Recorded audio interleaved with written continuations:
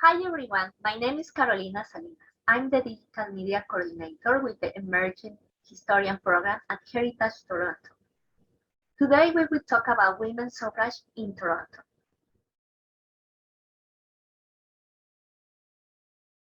We get to talk to Dr. Tarah Brookfield, author of the book Our Voices Must Be Heard, Women and the Vote in Ontario to tackle this topic.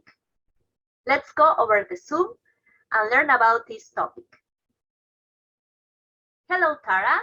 Thank you so much for joining me today. I'm so excited about this topic and to have you here with us. Before we get started, can you introduce yourself, please? Hi, thank you for having me. I'm a professor at Wilfrid Laurier University. I used to live in Toronto when I was doing my PhD at York University, and I'm really excited to talk about some Toronto history today. Before I talk about suffrage, I'll just give you a sense of what the voting rights were when Dr. Emily Stowe started the Toronto Women's Literary Club. At the time, you had to be a British subject, you had to be a property owner and over the age of 21. And when Emily Stowe started the club, women were prohibited from voting, but they hadn't always. It was often that property clause that made it prohibited for women voting because married women were not allowed to own property. And it would be very difficult for a single woman or a widow, for example, to earn enough money to accumulate property. And so they at first thought just the property clause would keep women out, but some women in the past tried to vote. And so in 1849, they had officially outlawed women. And Emily Stowe, as one of the few women physicians in Canada and an educated woman who was very interested in making lives for women more safe and equitable, she started this club to pursue the matter of suffrage for women in Toronto, Ontario, and Canada. Many women at the time were interested in prohibiting the sale or consumption of alcohol because they felt that was a contributor to domestic violence, for example. So they thought if they had the vote, they could change laws about other things, custody rights, property rights, other things prohibiting women from certain jobs, for example. So Emily's club was the first, but it was a 50-year struggle after she started that club. Suffrage was incredibly unpopular.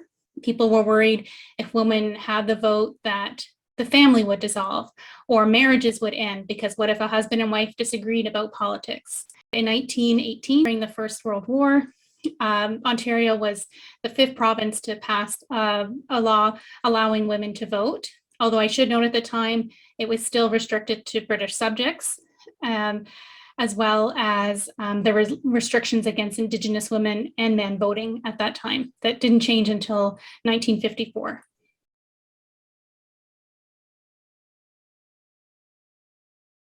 I think it's really important to acknowledge that the suffragists, as radical as their ideas were at the time, they were not what we might think of today as social justice activists. They had very limited views and very narrow networks. And so women like Dr. Emily Stowe, as they were considered to be on the fringe, and she had accomplished many things breaking down barriers, but women of her cohort were not necessarily thinking about all the needs of all women. For example, their initial goals were, for example, opening University of Toronto so women could get degrees, or breaking down the barriers in the male-dominated professions, which were really important to her group because she had fought very hard, for example, for the right to study medicine in Canada and had been denied. But for more average women, working women, immigrant women, Black women, this was not necessarily their top priorities.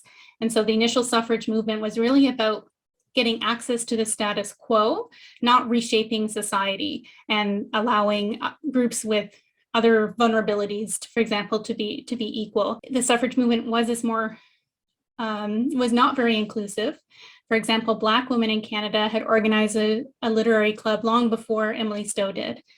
And particularly in the Windsor-Chatham area, there's a lot of Black women's organizations active in this area. And the first, for example, a female publisher of a newspaper, Mary Ann Shadd Carey, was active in this area around the same time Emily Stowe was just getting her political mobilization. And these women were fighting for equal rights for Black men and Black women, voting rights for Black men, in Canada and the United States.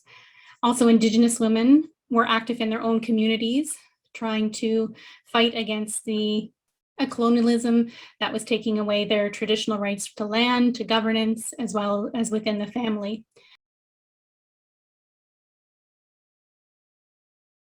So I believe it would be fair to say that urban spaces are often the sites of initial social change, just because they have a more diverse, larger population.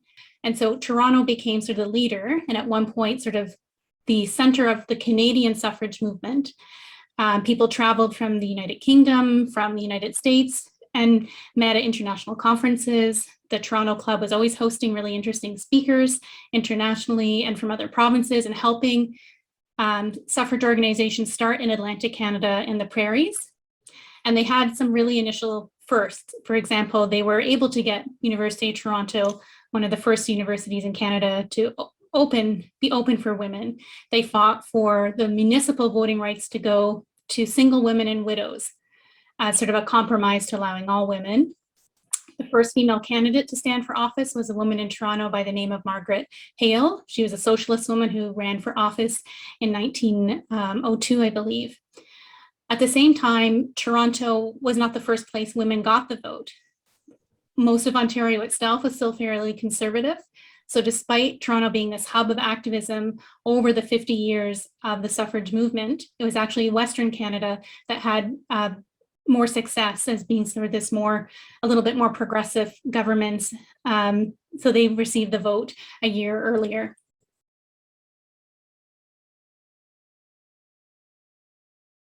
Women's activism today is different.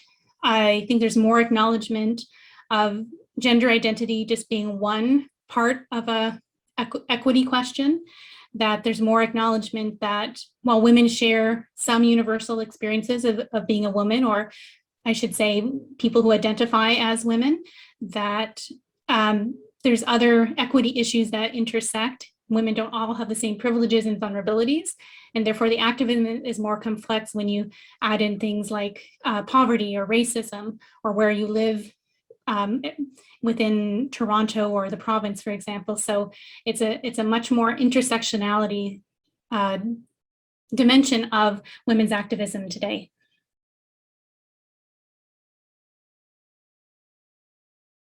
People felt in 1919, which was the first election women could participate in Ontario if they had met the new criteria to vote. So there was no longer a gender exclusion. There were still some racial exclusions, for example, in citizenship ones. But if you were a British subject over the age of 21 and owned property, whether you were married or single, you could vote in 1919.